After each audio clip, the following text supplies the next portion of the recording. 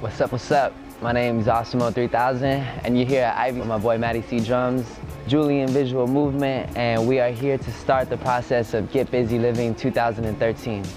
We're very fortunate enough to have locked in a meeting with Pete Fox, and he owns Fox Racing. Hopefully we can get some insight to Get Busy Living.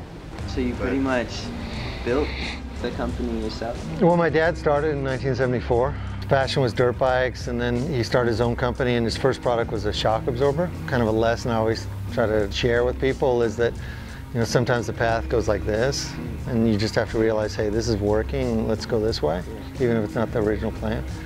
So came up with a race team to promote the shock absorbers, and then people started calling and wanting the gear. And then I got really into photography, and then I was designing, and yeah, just anything creative, especially when you're young and you're like, oh, I want to try everything. Just absorbing it all. It's one of the beauties of being young. You don't talk yourself out of stuff. You're like, I can do everything.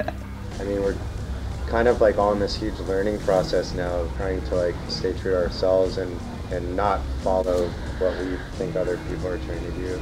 One of the keys is to, and it's hard for everybody, especially creative people, is to try to stay focused on like, what do we think we've got that's unique to us and that people are going to react to. At some point, something's going to start to click, and then you say, okay, that thing's clicking and we can be unique with that, so let's back away from these and put all our energy in this. We want to put a lot of our energy and the release party into our website. So kind of it being like a lifestyle platform where we collaborate with other people, and the point is to show not just the other brand but the person who started the brand and have them tell their story somehow and kind of connect people to this world of young people trying to make it happen. The ultimate goal in bringing all those people together is really, in our lifetime, we want to be able to have some kind of influence over positive change that shows like that it is possible to not be so selfish, and that like through the rise of someone that you can also be helping other people to come up, so that in the end, like,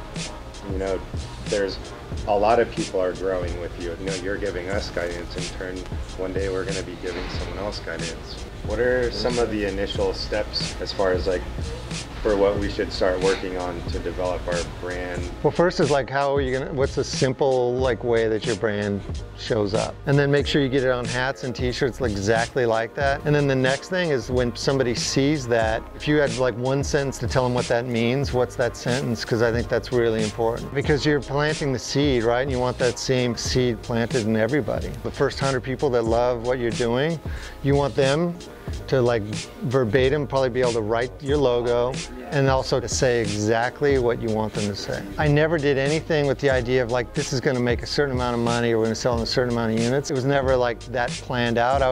My goal was I want to make the coolest shit I can make. I really appreciate that because it takes understanding like what it took for you to get to this point, to know that that was one of the key things that helped you grow as an artist, was just doing it and not thinking about it too much.